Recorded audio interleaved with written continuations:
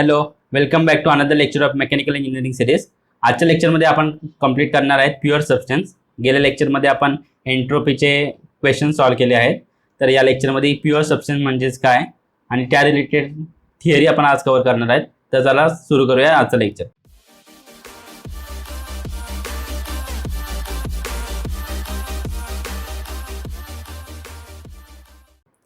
Pure substance. A substance that has fixed chemical composition throughout is called pure substance.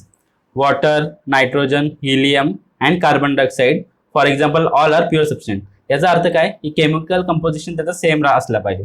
म्हणजेच वॉटरचा बघा, जर तुम्ही एक पूर्ण बादली घेतली, त्यात पाणी ठेवलं आणि वरून जर तुम्ही एक ड्रॉप ऑफ वॉटर घेतला, तर त्याचं काय केमिकल कंपोजिशन काय असणार, H2O असणार. सिमिलरली तुम्ही जर दुसऱ्या कुठल्या बादलीतून वॉटरचं हे घेतलं, सॅम्पल घेतलं किंवा ड्रॉप घेतलं, त्याचं तुम्ही कॉम्पोजिशन कराल, केमिकल कंपोजिशन बघाल, तर ते पण काय असणार आहे, H2O असणार आहे. सिमिलरली आपल्या अराउंड काय आहे, एअरमध्ये काय काय असतं, नायट्रोजन असतं, कार्बन डायऑक्साईड असतं. ओके, तर नायट्रोजनचं केमिकल कंपोजिशन काय असणार आहे, सेमच असणार आहे सगळीकडे. कुठेही घ्या तुम्ही, एअरमधून जर मुंबईमध्ये जर तुम्ही कॅल्क्युलेट केलात की मुंबईच्या एअरमध्ये किती आहे नायट्रोजन, तर त्याची सेम अमाऊंट तुम्हाला, म्हणजे त्याचं केमिकल कंपोजिशन जे असणार तेच केमिकल कंपोजिशन तुमच्या घरी किंवा तुम्ही जिथे राहता त्या लोकेशनला पण तेवढंच केमिकल कंपोजिशन असणार.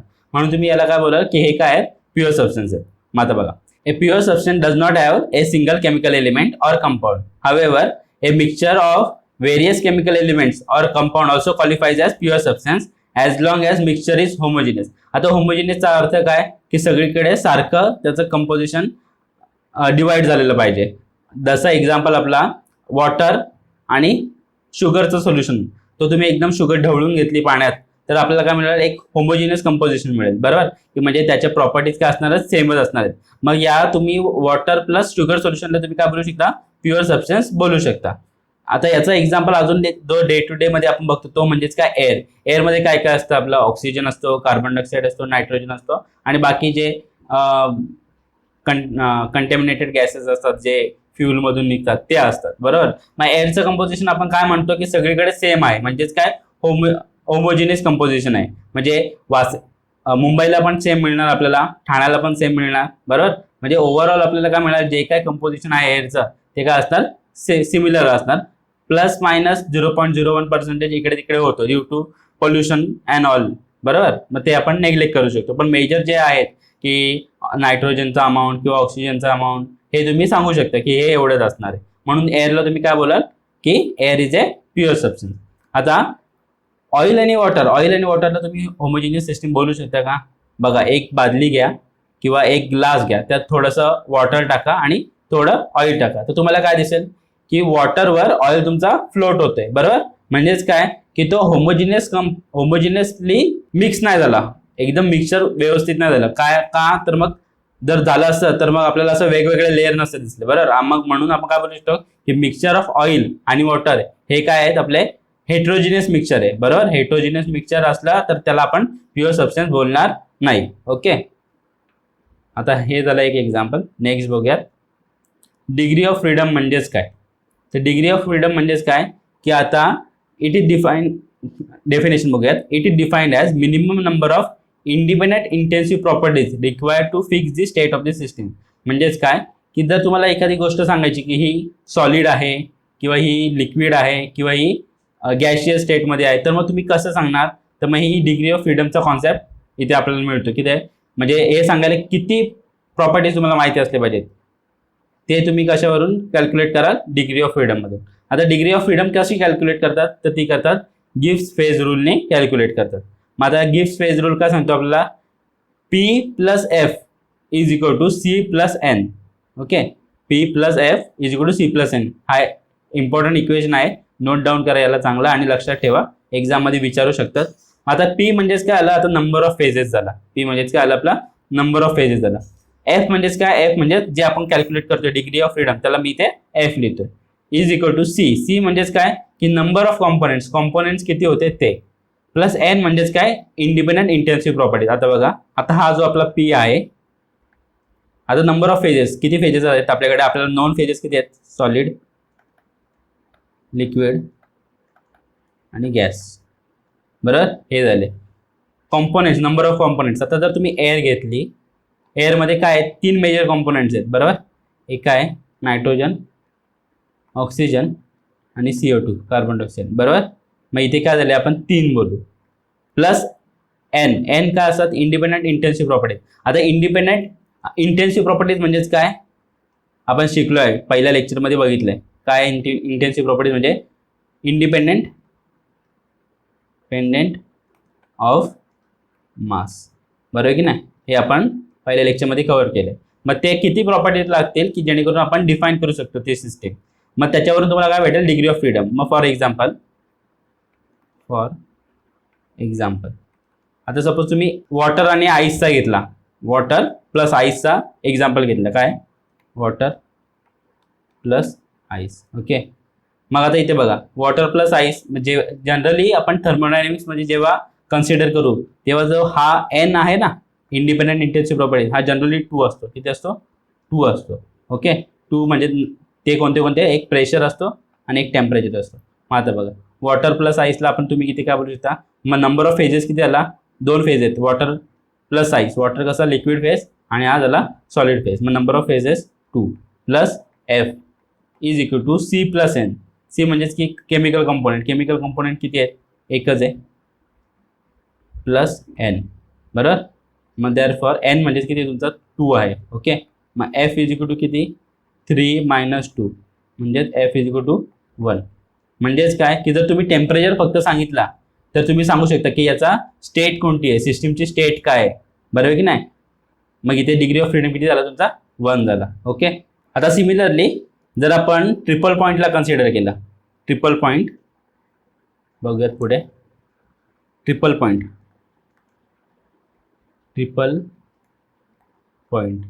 आता ट्रिपल पॉईंट म्हणजेच काय की हा एक असा आपला पॉईंट आहे, या कुठे आपण चार्टवर याला बघणारच आहोत पुढे नेक्स्ट स्लाइड्समध्ये या लेक्चरच्या पुढच्या. तर ट्रिपल पॉईंट म्हणजेच काय की इथे सॉलिड, लिक्विड आणि गॅस हे तिन्ही फेज, ऑल फेजेस कोएक्झिस्ट करतात. म्हणजे काय, हे तिन्ही फेज तुम्हाला इथे मिळतील कुठे, ट्रिपल पॉईंटवर. ओके. आता ट्रिपल पॉईंटवर फेज किती आहेत आपल्याकडं, 3 बरोबर. केमिकल कंपोनेंट म्हणजे फक्त मी वॉटर घेतो म्हणून माझा सी किती झाला, 1 झाला. मग आपला गिब्स फेज रूल काय म्हणतो, P plus F is equal to C plus N. Okay. मग एफ काय झाला आपला, सी म्हणजे 1, एन म्हणजेच 2 आणि पी किती आपला 3 म्हणजेच काय -3. देअरफॉर एफ किती झाला तुमचा, डिग्री ऑफ फ्रीडम किती, 0. म्हणजेच काय की तुम्हाला 0 इंडिपेंडेंट प्रॉपर्टीज लागतील सांगायला की या सिस्टीमची स्टेट काय. ओके. मग डिग्री ऑफ फ्रीडम, मग तुम्हाला असा क्वेश्चन विचारला जाईल, degree of freedom at triple point is, मग डिग्री ऑफ फ्रीडम किती झाली तुमची ट्रिपल पॉईंटला, 0. आलं लक्षात, हे लक्षात ठेवा.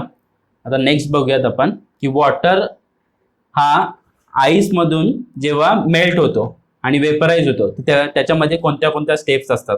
आता बघा, एक लक्षात घेऊयात आपण की सपोज आईस ॲट -20 डिग्री सेल्सिअसला इथे आईस आहे, आईस. ओके.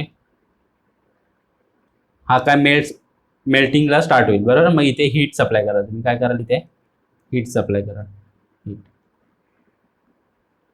बरोबर. इथे परत एक 0 डिग्री सेल्सिअसला तुम्हाला परत इथे आईसच असणार तुमचं, काय असतं इथे आईसच असणार. इथे तुमची मेल्टिंग स्टार्ट होईल,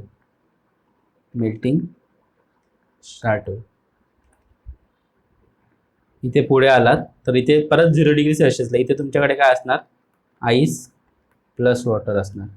ओके. काय असणार, आईस प्लस वॉटर. इथे काय असणार, इथे आईसच असणार. इथे तुमच्याकडे काय आहे, इथे आईस आहे. ओके. आता सिमिलरली इथून तुम्ही पुढे हीट कराल. ओके. इथून तुम्ही पुढे हीट द्याल परत इथे, तर हा काय होईल, जेवढा पण आईस होता तो 100% कन्वर्ट होत जाईल वॉटरमध्ये. ओके. मग इथे परत 100 डिग्री सेल्सिअसला तुमच्याकडे इथे काय वॉटर आहे. या वॉटरला परत तुम्ही हीट द्याल, तर या वॉटरला इथे परत तुम्ही हीट दिला. ओके. हीट सप्लाय केला तिथे. मग इथे तुम्हाला परत 100 डिग्री सेल्सिअसला तुम्हाला काय मिळेल, इथे 100 degree सेल्सिअसला water plus vapour.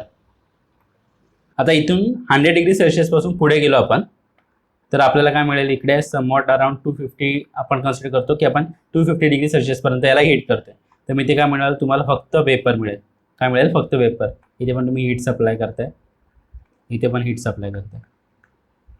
Okay. मग आता बघा, जी तुम्ही इथे हीट दिली तर तुम्हाला विजिबल, इथे तुम्ही हीट देता तर तुम्हाला काय होतंय की हा टेम्परेचर कमी होतोय, बरोबर. -20°C पासून ते 0°C पर्यंत आहे, बरोबर. इथे तुमचा काय होईल? इथे तुमची मेल्टिंग स्टार्ट होईल. इथे तुमचं काय होतं? मेल्टिंग कंप्लीट होते.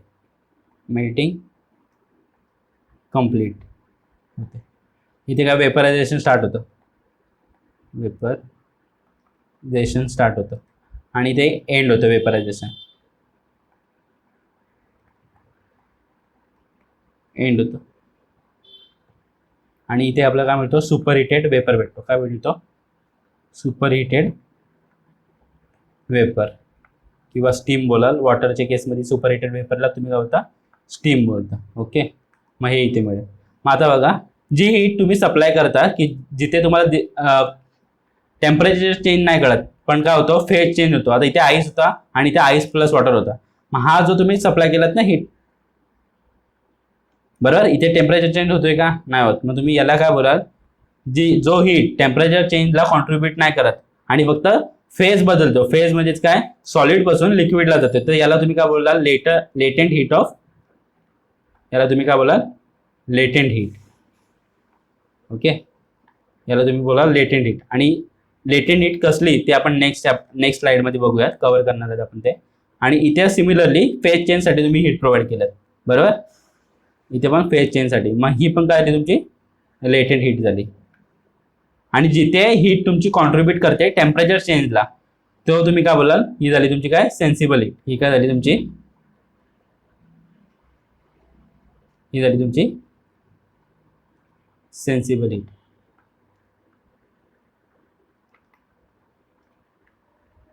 ओके. तर बघूयात. It takes a large amount of energy to melt a solid और वेपराइज ए लिक्विड, बरोबर. आपण काय बोललो की हीट सप्लाय करायला लागतो एखाद्या सॉलिडला मेल्ट करायला किंवा एखाद्या लिक्विडला वेपराइज करायला. The amount of energy absorb or release during phase change process is called latent heat. जसं मी तुम्हाला अगोदर सांगितलं ते, बरोबर. आता कोणत्या लेटेंट हीटला काय बोलतात? की जेव्हा तुम्ही वेपराइज करता तेव्हा काय बोलतात, किंवा जेव्हा मेल्ट होतो तेव्हा त्या लेटेंट हीटला काय बोलतात ते आपण बघूया. More specifically the amount of energy absorb during melting, बरोबर. मेल्ट होताना काय होते? एखादी वस्तू जेव्हा मेल्ट होते तेव्हा ती काय करते? जी सराउंडिंगची हीट आहे ती स्वतःमध्ये ॲब्झॉर्ब करते, बरोबर. मग त्या एनर्जीला तुम्ही काय बोलाल? किंवा त्या हीटला काय बोलाल? लेटेंट हीट ऑफ फ्युजन, बरोबर. आणि ही कशासोबत इक्विव्हॅलेंट असते? जी तुम्ही हीट जेव्हा तुम्ही वॉटर फ्रीजरमध्ये ठेवता आणि आणि फ्रीजरमध्ये ठेवता तेव्हा त्याला आईस बनायला जेवढा हीट त्याच्यातून काढायला लागतो तेवढाच तुम्ही ऍड करता, जेणेकरून तो आईस परत वॉटरमध्ये कन्वर्ट होईल, बरं. मग आपण याला काय बोलू की latent heat of fusion is equivalent to amount of energy release during freezing. Okay. आलं लक्षात? नेक्स्ट बघूयात. Similarly the amount of energy absorbed during vaporization is called as latent heat of vaporization and is equivalent to energy released during condensation. आता बघा, जेव्हा तुम्ही वॉटरला convert करता वेपरमध्ये तेव्हा तुम्हाला द्यायला लागते परत हीट द्यायला लागणार, बरोबर. जेव्हा पण तुम्ही वॉटरला कन्वर्ट करायचा प्रयत्न करणार वेपरमध्ये तेव्हा त्याला हीट द्यायला लागणार. मग हीट कशासोबत इक्विव्हॅलेंट आहे? तर हीट त्या जेव्हा तुम्ही एखादा वेपर कंडेन्स होतो तेव्हा तो किती एनर्जी रिलीज करतो जेणेकरून तो वॉटरच्या स्टेटमध्ये येईल त्याच्यासोबत काय इक्विव्हॅलेंट असणार आहे. म्हणजेच काय? Latent heat of vaporization is equivalent to energy release during condensation. Condensation म्हणजेच काय? की तो वेपर स्टेटमधून लिक्विड स्टेटमध्ये येतो, त्याला आपण काय बोलतो? कंडेन्सेशन बोलतो. मग आता बघा, the magnitude of latent heat depends upon temperature or pressure. मग बघा, टेम्परेचर आणि प्रेशरवर काय करणार? हे डिपेंड करणार. जसं तुमचा ज्या फेज चेंज कोणत्या टेम्परेचरला होतं किंवा प्रेशरला होतं त्यावर तुमचा हे लेटेंट हीट डिपेंड करणार. मग आता बघा, generally at 1 atmospheric pressure latent heat of fusion म्हणजेच काय? की आईसला मेल्ट करतोय आपण, त्याला फ्युजन बोलतो. Is 333.7 kilojoule per kg. आणि लेटेंट हीट ऑफ वेपरायझेशन किती आहे? 2256.5 किलोजूल पर kg. म्हणजेच काय? की एवढी किलोजूल ऑफ एनर्जी 1 किलो लिक्विडला द्यायला लागेल जेणेकरून तो कन्वर्ट होईल कशात? वेपरमध्ये. Similarly latent heat of fusion 333.7 kilojoule per kg. म्हणजेच काय? की तुम्हाला आईसला सप्लाय करायला लागेल एवढी एनर्जी किलोजूलमध्ये, 1 किलो आईसला, तेव्हा तो जाऊन काय होईल? वॉटरमध्ये कन्वर्ट होईल. आलं लक्षात? मग आपण दोन प्रकारचे लेटंट हीट बघितले, एक म्हणजे फ्युजन. फ्युजन कशासाठी, आईस मेल्ट होतो वॉटरमध्ये, आणि वेपरायझेशन कशासाठी, वॉटर कन्वर्ट होतो, म्हणजे लिक्विड वॉटर कन्वर्ट होतो कशात, वेपरमध्ये किंवा स्टीममध्ये. आलं लक्षात, हे लिहून ठेवा. डायरेक्ट ऑब्जेक्टिव्ह मध्ये विचारतील की लेटंट हीट ऑफ फ्युजन म्हणजेच काय, किंवा लेटंट हीट ऑफ वेपरायझेशन म्हणजेच काय, या व्हॅल्यूज विचारू शकतात तुम्हाला. ओके, हे लक्षात ठेवा. नेक्स्ट बघूया टी सॅट. टी सॅट म्हणजेच काय की saturation temperature. Okay, saturation temperature increases with saturated pressure. म्हणजेच काय, जसं जसं सॅच्युरेशन प्रेशर इन्क्रीज होईल तसं तसं तुमचा सॅच्युरेशन टेम्परेचर इन्क्रीज होईल. Thus a substance at higher pressure boils at higher temperature. मग आता एक लक्षात घेऊया, याच्या अगोदर आपण काही टर्म्स लिहून घेऊयात. सॅच्युरेशन टेम्परेचर म्हणजेच काय, सॅच्युरेशन टेम्परेचर म्हणजेच काय की temperature at which phase change of pure substance takes place at given pressure. म्हणजेच बघा, आता आपला जो ॲटमॉस्फेरिक प्रेशर आहे at example at 180 m. At 180 m आपल्याला काय माहिती आहे की तुमचा ice melts into water at 0 degree Celsius. बरोबर, मग हा 0 डिग्री सेल्सिअस काय आला, 0 डिग्री सेल्सिअस झाला आपला saturation temperature of water for solidification. बरोबर, सिमिलरली आपल्याला काय माहिती आहे की ॲट सेम प्रेशर, याच प्रेशरला वॉटर कन्वर्ट होतो वेपरमध्ये. Water converts to vapour at 100 degree celsius. मग हा काय झाला, 100 डिग्री सेल्सिअस आपला सॅच्युरेशन टेम्परेचर फॉर वेपरायझेशन. काय, for vaporization, saturation temperature for vaporisation.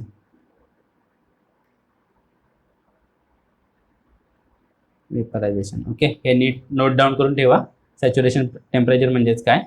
Similarly आपण सॅच्युरेशन प्रेशर म्हणजेच काय, तर मी इथे लिहितो पी सॅट म्हणजेच काय, सॅच्युरेशन प्रेशर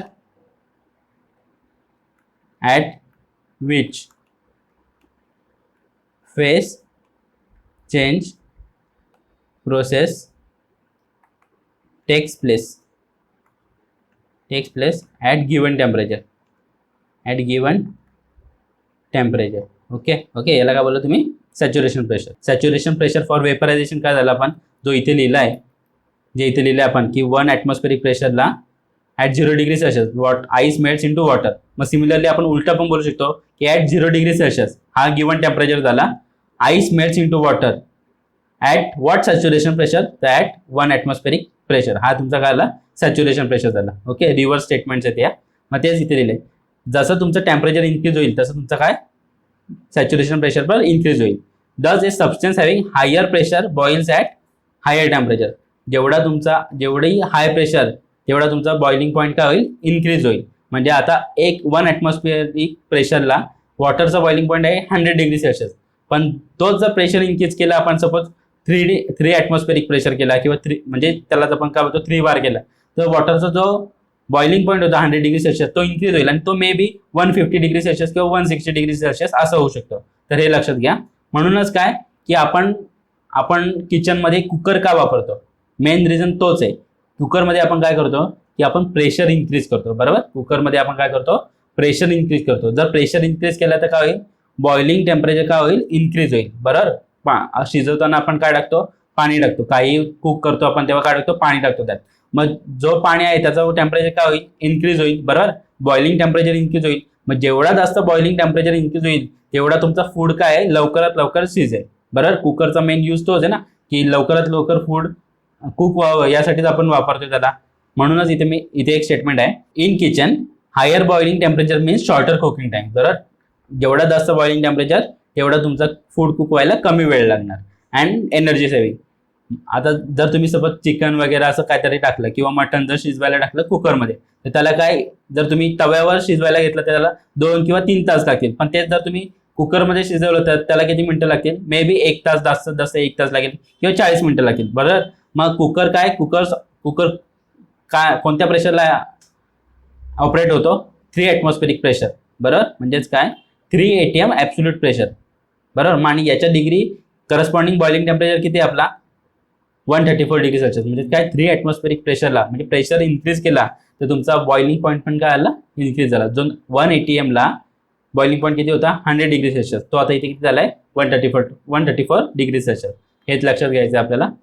मग अजून एक गोष्ट आपण नेहमी जाणवते आपल्याला, की जसं आपण नॉर्थला फिरायला जातो किंवा नॉर्थला आपण जर गेलो तर तेव्हा काय होईल की कोणतीही गोष्ट कुक व्हायला जास्त वेळ लागतो. तर का, जसं जसं आपण हाय अल्टिट्यूडला जातो तर प्रेशर काय होतो आपला डिक्रीज होतो. जर प्रेशर डिक्रीज झाला तर तुमचा बॉइलिंग टेम्परेचर काय होईल, डिक्रीज होईल. बरोबर. बॉइलिंग टेम्परेचर ऑफ वॉटर काय होईल, डिक्रीज होईल. त्यामुळे काय की जास्त एनर्जी सप्लाय करायला लागेल आपल्याला एखादी गोष्ट कुक करायला. बरोबर. मग हेच the atmospheric pressure and thus boiling temperature of water decreases with elevation. Atmospheric pressure पण कमी होतो, बॉइलिंग टेम्परेचर पण हाय अल्टिट्यूडला काश्मीर साईडला काय असतो, कमी असतो. Therefore it takes longer to cook at higher altitude.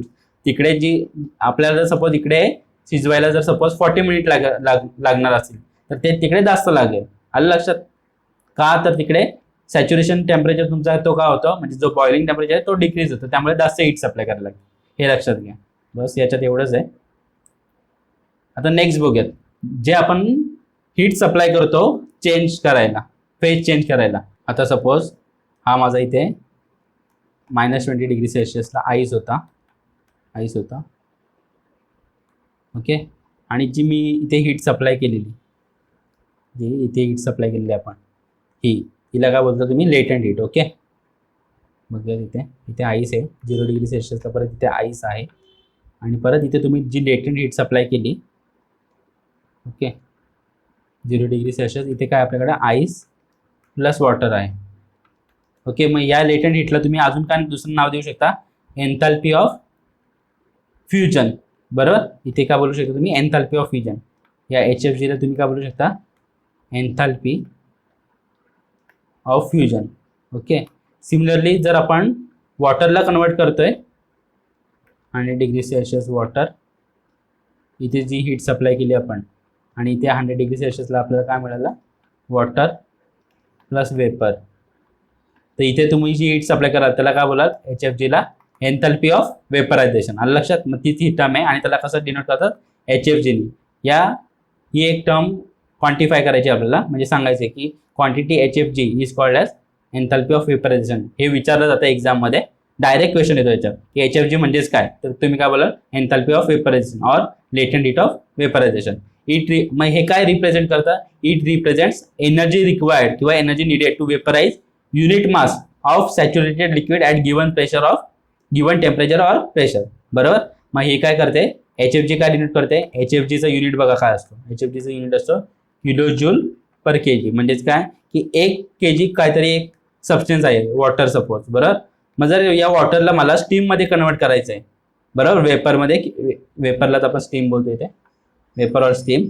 तर मग त्याला मी किती एनर्जी सप्लाय करू जेणेकरून तो कन्वर्ट होईल. मग आपल्याला काय, आपण बघितलेलं वॉटरची काय आहे 2256.4.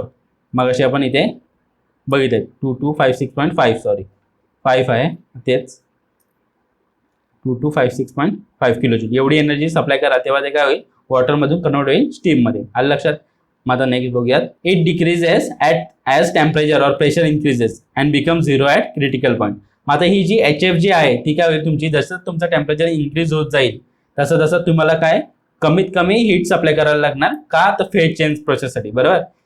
जसा प्रेशर इन्क्रीज होईल तसं तुमचं सॅच्युरेशन प्रेशर काय होईल, इन्क्रीज होईल. बॉइलिंग टेम्परेचर तुमचं काय होईल, इन्क्रीज होईल. आणि मग काय तुम्हाला कन्वर्ट करायला, वॉटरला कन्वर्ट करायला वेपरमध्ये कमीत कमी हीट द्यायला लागेल. मग तेच इथे दिले की HFG, हीट म्हणजेच काय, HFG तुमचा लेटंट हीट ऑफ वेपरायझेशन आहे ती काय, किंवा एन्थाल्पी ऑफ वेपरायझेशन ती काय होईल, जसं तुमचं टेम्परेचर इन्क्रीज होईल तसं तसं ते काय होईल, डिक्रीज होईल. आणि डिक्रीज होईल आणि एक पॉईंट येईल जिथे तुमचा HFG म्हणजे एन्थाल्पी ऑफ वेपरायझेशन 0 होईल. त्या पॉईंटला काय आपण बोलतो, क्रिटिकल पॉईंट. याच्यावर डायरेक्ट क्वेश्चन विचारला जाऊ शकतो की ॲट क्रिटिकल पॉईंट तुमची लेटेंट एन्थॅल्पी ऑफ वेपरायझेशन सांगा किती आहे, तर ती काय असते 0 असते. तर नेक्स्ट आपण कव्हर करूयात की काही चार्ट्स आहेत आणि त्या चार्ट रिलेटेड क्वेश्चन्स तुम्हाला विचारू शकतात एक्झाम्समध्ये, तर ते आपण कव्हर करूयात. तर हा आहे आपला पहिला चार्ट, याला आपण काय बोलतो PV चार्ट. P म्हणजे प्रेशर आणि V म्हणजेच काय व्हॉल्यूम. ओके, मग आता इथे कंप्रेस लिक्विड रिजन तुम्हाला एक दिसतो, काय दिसतो कंप्रेस किंवा सबकूल्ड, याला काय बोलू शकता तुम्ही सबकूल्ड. ओके, मग आता या कंप्रेस लिक्विड रिजन म्हणजेच काय की इथे जो लिक्विड आहे तो काय आहे नॉट रेडी टू वेपराइज, हा काय वेपर बनायला रेडी नाहीये. ओके, फॉर एक्झाम्पल 1 ॲटमॉस्फेरिक प्रेशरला वॉटर आपला किती टेम्परेचरला आहे, सपोज 35 डिग्री सेल्सिअसला वॉटर आहे. मग हा वॉटर रेडी आहे का वेपर बनायला? नाही. तो रेडी कधी केव्हा होईल, जेव्हा तो 100 डिग्री सेल्सिअसला होईल आणि सेम प्रेशर 1 ॲटमॉस्फेरिक प्रेशर आणि 100 डिग्री सेल्सिअसला होईल, तेव्हाच तो काय होईल रेडी होईल. कशात कन्वर्ट व्हायला? वेपरमध्ये कन्वर्ट होईल. मग आता इथून आपण हीट देत राहतो. ओके, एक सपोज आपण अशी काहीतरी हीट दिली. ओके, इथे आणि मग नंतर इथे जेव्हा येतो या पॉईंटला तेव्हा तो काय होईल सॅच्युरेटेड लिक्विड. म्हणजेच काय सॅच्युरेटेड लिक्विड. मग सॅच्युरेटेड लिक्विड म्हणजे काय तो 100 डिग्री सेल्सिअसला आला. हा लिक्विड जो काय होता वॉटर आपला तो इथे आला, तेव्हा त्याचा टेम्परेचर इन्क्रीज होत होत होत तो इथे आला आणि त्याचा 100 डिग्री सेल्सिअस टेम्परेचर झाला. ओके, मग आता या टेम्परेचरला तो काय रेडी आहे वेपराइज व्हायला, बरोबर. मग या रिजनमध्ये आपल्याला काय असणार, आपल्याकडे लिक्विड असणार आणि वेपर असणार, बरोबर. लिक्विड प्लस वेपर असणार. मग जेवढी तुम्ही हीट द्याल ती काय होईल, जेवढी हीट द्याल ती काय कशात आपण वापरणार, हीट सप्लाय केली तर ती फेज चेंजसाठी. मग इथे जी काही हीट भेटेल ती काय असणार तुमची लेटेंट हीट ऑफ वेपरायझेशन. जी काही हीट तुम्ही इथे सप्लाय करा ती काय असणार लेटेंट हीट ऑफ वेपरायझेशन. मग जेव्हा तुमचा हा लिक्विड 100% कन्वर्ट होतो वेपरमध्ये, तेव्हा तो या लाईनवर येतो. या लाईनला तुम्ही काय होता सॅच्युरेटेड वेपर लाईन. म्हणजेच काय की इथे जो लिक्विड होता तो कम्प्लिटली 100% कन्वर्ट झालाय कशात, वेपरमध्ये. ओके, याच्या पुढे जर तुम्ही हीट दिली तर तो काय होईल सुपर हिटेड वेपर रिजन. म्हणजेच काय सुपर हिटेड वेपर वेटर. म्हणजेच काय सपोज वॉटर किंवा water vapours at 150 degree Celsius यांना तुम्ही काय बोला सुपर हिटेड वेपर्स. याला काय बोला तुम्ही सुपर हिटेड वेपर. ओके, आणि water vapour at 100 degree Celsius याला तुम्ही काय बोला सॅच्युरेटेड वेपर. ओके, मग ही झाली काय तुमची सॅच्युरेटेड लिक्विड लाईन, ही झाली तुमची सॅच्युरेटेड वेपर लाईन. आणि एक पॉईंट येतो जसं आपण ऑलरेडी डिस्कस केलंय, it decreases at temperature as the temperature or pressure increases, बरोबर. मग आता इथे बघा की या जर वॉटरचा मी जर प्रेशर इन्क्रीज केला, प्रेशरवरती बरोबर, इथे इन्क्रीज केला मी, प्रेशर इन्क्रीज केला, बरोबर. प्रेशर इन्क्रीज झाला तर माझं काय टेम्परेचर पण इन्क्रीज होतोय, बरोबर की नाही. मग एक पॉईंट येतो इथे. मग इथे बघा इथे आपण डायरेक्टली त्याला कन्वर्ट करू शकतो की इथे आणि या पॉईंटला क्रिटिकल पॉईंटला तुम्ही डिस्टिंग्विश नाही करू शकत की हा सॅच्युरेटेड लिक्विड आहे की हा सॅच्युरेटेड वेपर आहे, बरोबर. मग या पॉईंटला या क्रिटिकल पॉईंटला तुमची लेटंट हीट ऑफ वेपरायझेशन, जी हीट तुम्ही सप्लाय करायला लागते की या लिक्विडला सॉलिड वेपरमध्ये कन्वर्ट करायला, HFG, ती काय असणार तुमची 0 असणार. ते आदल्या पॉईंटमध्ये आपण मेन्शन केले की at it increase एन्थॅल्पी of vaporisation decreases as temperature or pressure increases and become 0 at critical point. तोच पॉईंट आपण इथे दाखवला या ग्राफ थ्रू. ओके, आलं लक्षात. एवढं लक्षात घ्या की सॅच्युरेटेड लिक्विड लाईन म्हणजेच काय, सॅच्युरेटेड वेपर लाईन म्हणजेच काय, कंप्रेस लिक्विड रिजन म्हणजेच काय, सुपर हिटेड वेपर म्हणजेच काय. आलं लक्षात. मग आता बघा जो काय इथे सॅच्युरेटेड लिक्विड रिजनमध्ये सॅच्युरेटेड लिक्विड लाईनवर आहे, हा जो लिक्विड आहे हा काय रेडी टू वेपराइज आहे. इथे जो लिक्विड असणार हा का असणार रेडी टू वेपराइज असणार. ओके, एवढं लक्षात घ्या. नेक्स्ट बघूयात. आता हे काही फॅक्ट सांगायला हा डायग्राम एक दिलाय की बघा ट्रिपल पॉईंट आपण नेहमी मेन्शन करत आलोय. ट्रिपल पॉईंट म्हणजेच काय की सॉलिड लिक्विड आणि वेपर सगळे कोएक्झिस्ट करतात.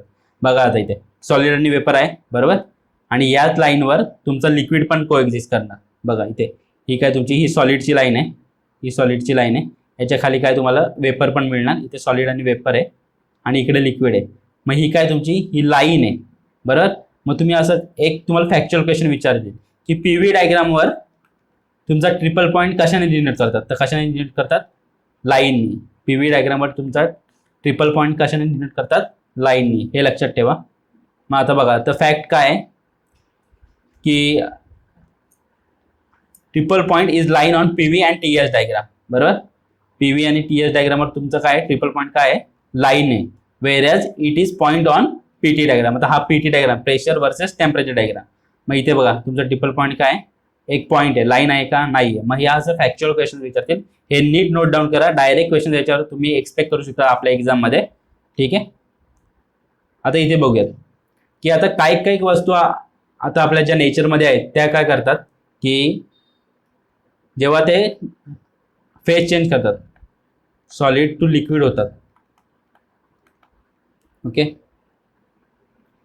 तर काय होतात? त्या कॉन्ट्रॅक्ट होतात की एक्सपांड होतात. एक्सपांड होतात. बरं, सॉलिड टू लिक्विड जातात तेव्हा एक्सपांड होतात. कुठलीही गोष्ट जेव्हा सॉलिडपासून लिक्विडमध्ये कन्वर्ट होते तेव्हा ती काय होईल? एक्सपांड होईल. सपोज ही माझी बॉटल आहे, बरोबर, प्लॅस्टिकची बॉटल. याला जर मी त्याला मेल्ट करायचा प्रयत्न केला, बरोबर, आणि ती झाली फ्लोएबल होईल, म्हणजेच काय होईल? ती एक्सपांड होते. बरोबर, कुठलीही गोष्ट जर तुम्ही हीट कराल ती काय होईल? एक्सपांड होईल. सिमिलरली बाकीच्या नेचरमध्ये जे काय एक्झिस्ट करतात गोष्टी त्या पण अशाच होतात. जेव्हा त्यांना हीट कराल किंवा त्यांना हीट द्याल, फ्युजनची हीट द्याल सॉलिडपासून लिक्विड कन्वर्ट व्हायला, तर त्या गोष्टी होतील? एक्सपांड होतील. पण याला एक लिमिटेशन आहे. ती म्हणजेच काय की वॉटर काय होईल? Expands on freezing. बरं, वॉटर काय होईल? Expands on freezing. वॉटर जेव्हा फ्रीज होतो, पाणी बघा तुम्ही आईस बनवायला ठेवता, तर तेव्हा काय होईल? वॉटर काय होईल? एक्सपांड होतो. काय होतो? एक्सपांड होतो. हा एक एक्सेप्शन आहे. ओके, मग आता हे कशावरून? मग आता हे जर हा जेव्हा फ्रीज होतो वॉटर, तर एक्सपांड व्हायच्या ऐवजी जर तो कॉन्ट्रॅक्ट झाला असता किंवा कंप्रेस झाला असता तर त्याचे काय इफेक्ट झाले असते ते आपण इथे डिनोट केलेत. If water contracted on freezing, जर वॉटर कॉन्ट्रॅक्ट झाला असता फ्रीज झाल्यावर, तर मग काय झालं असतं? जो आईस आपल्याला भेटला असता तो कसा असता? त्याची डेन्सिटी जास्त असली. बरोबर, आईसची डेन्सिटी काय असती? जास्त असती. मग जर तुम्हाला अंटार्क्टिकामध्ये दिसतो की आईस फ्लोट होतो वॉटरवर, तो नसता झाला. आईस कुठे गेला असता? खाली गेला असता. ओके, बॉटम हीट केलं असतं त्यांनी. जो काय ओशन सरफेस आहे त्याचा काय किंवा त्याचा बॉटम हीट केला असता. मग त्यामुळे काय आलं असतं? It will be heavier than liquid water. बरोबर, आईस काय असतं? हेवियर झालं असतं, डेन्सिटी इन्क्रीज झाली असतं, म्हणजे हेवी झालं असतं liquid water. And it will settle bottom of the rivers, lakes, oceans instead of floating at the top. बरोबर, मग हे काय झालं असतं? तर बॉटम हीट झालं असतं. मग sun rays will never reach ice layers. Sun rays एवढ्या खालीपर्यंत जाऊ शकतात का? नाही. जेव्हा सनरेज असतात त्या एका लिमिटेड डिस्टन्स ट्रॅव्हल करतात वॉटरमध्ये. बरोबर, मग तो आईस काय तो कन्वर्टच नसता झाला वॉटरमध्ये. मग याच्यामुळे काय आलं असतं? जी काय आपली मरीन लाईफ आहे ती डिस्टर्ब झाली असती. ओके, एवढाच एक पॉईंट मेन्शन करायचा होता. बाकी हे क्रिटिकल पॉईंट म्हणजे काय तुम्हाला सांगितलंय, हा वेपर रिजन आपला, हा लिक्विड प्लस वेपर रिजन, हा ट्रिपल लाईन, याच्याबद्दल मी सांगितलेलं आहे. बस एवढंच आहे यार. आता इथे बघा, याच्यावर तुम्हाला एक क्वेश्चन विचारू शकता की स्लोप सांगा, की वॉटरचा स्लोप काय असतो किंवा वेपरायझेशनचा स्लोप काय असतो. मग हे बघा, हे काय इन्क्रीज होतात. मग आता बघा, सॉलिडला जर वेपरमध्ये सॉलिडला डायरेक्ट वेपरमध्ये कन्वर्ट करायचं असला तर मग आपण काय त्याला बोलतो? त्या प्रोसेसला बोलतो सब्लिमेशन प्रोसेस. ओके, सॉलिडला डायरेक्ट वेपरमध्ये कन्वर्ट करतो सब्लिमेशन. एक्झाम्पल काय? कॅम्फर का काय होतो? डायरेक्ट सॉलिडपासून डायरेक्ट वेपरमध्ये कन्वर्ट होतो without getting into liquid stage. मग त्याला तुम्ही काय बोला? Sublimation process. सिमिलरली जर तुम्ही लिक्विडला वेपरमध्ये कन्वर्ट करता तर त्याला तुम्ही काय बोलता? Vaporisation process. बरोबर, सिमिलरली जर तुम्ही सॉलिडला लिक्विडमध्ये कन्वर्ट करता तर त्याला तुम्ही काय बोलता? Melting process. ओके, मग आता बघा, आता जसं डिस्कस केलं अर्लियर आपण की आपलं वॉटर काय होतं? एक्सपांड होतो जेव्हा फ्रीज करतो. Substances that expand on freezing. मग ही जी लाईन आहे तुमची मेल्टिंग लाईन, ही वॉटरसाठी आहे, फक्त only for water. And he कशासाठी आहे? All other सबस्टेन्सेस. ओके, तर आता हा पूर्ण चॅप्टर सांगायचा उद्देश काय होता की हा चॅप्टर बेसिक फॉर्म होतो आपल्या RSC साठी, त्यामुळे मी हे कव्हर केलेत. आणि याच्यावर क्वेश्चन विचारले आहेत SSC JEE मध्ये, तर त्या दृष्टीने आपण सेफ म्हणून हा चॅप्टर कव्हर केलाय. तर ठीक आहे, नेक्स्ट लेक्चरमध्ये आपण बघूयात या रिलेटेडच क्वेश्चन्स, जे थिअरीचे क्वेश्चन्स असतील ते कव्हर करूयात. ठीक आहे, थँक्यू. जर काही तुम्हाला डाऊट्स असतील तर ते कमेंट सेक्शनमध्ये सांगा. आणि ही व्हिडिओ जर तुम्हाला आवडली तर लाईक करा. आमच्या चॅनलला सबस्क्राईब नसेल केलं तर सबस्क्राईब करा आणि तुमच्या इतर मित्रांसोबत पण शेअर करा. थँक्यू.